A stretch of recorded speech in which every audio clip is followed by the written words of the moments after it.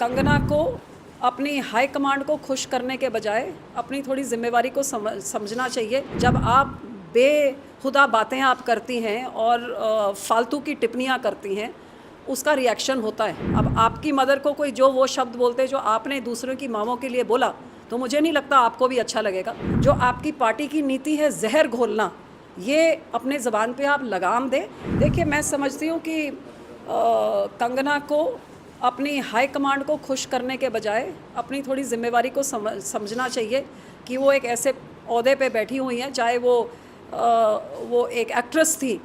Actress होने के नाते भी बहुत सारे लोग उनको फॉलो करते हैं। जब आप बेहुदा बातें आप करती हैं और फालतू की टिप्पणियाँ करती हैं, उसका रिएक्शन होता है। अब आपकी मदर को कोई जो वो शब्द बोलते जो आपने दूसरों की माँओं के लिए बोला, तो मुझे नहीं लगता आपको भी अच्छा लगेगा।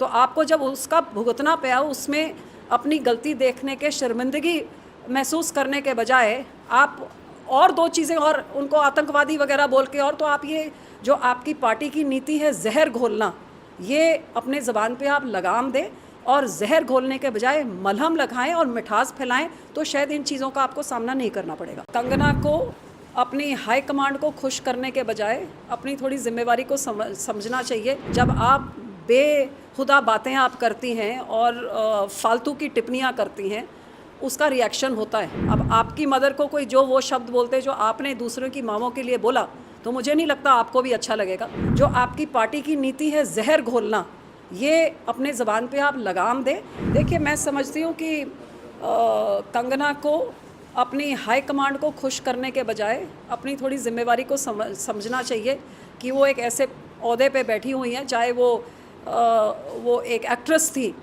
एक्ट्रेस होने के नाते भी बहुत सारे लोग उनको फॉलो करते हैं। जब आप बेहुदा बातें आप करती हैं और फालतू की टिप्पणियाँ करती हैं, उसका रिएक्शन होता है। अब आपकी मदर को कोई जो वो शब्द बोलते जो आपने दूसरों की माँओं के लिए बोला, तो मुझे नहीं लगता आपको भी अच्छा लगेगा।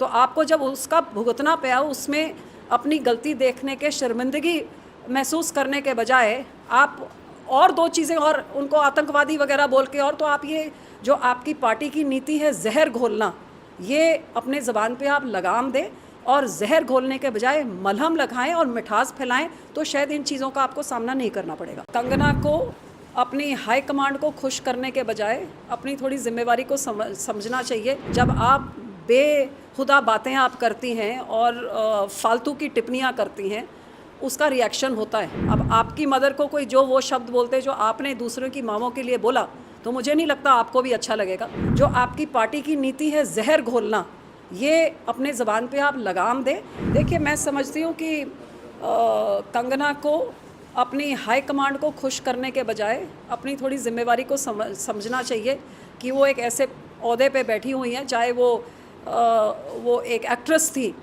एक्ट्रेस होने के नाते भी बहुत सारे लोग उनको फॉलो करते हैं। जब आप बेहुदा बातें आप करती हैं और फालतू की टिप्पणियाँ करती हैं, उसका रिएक्शन होता है।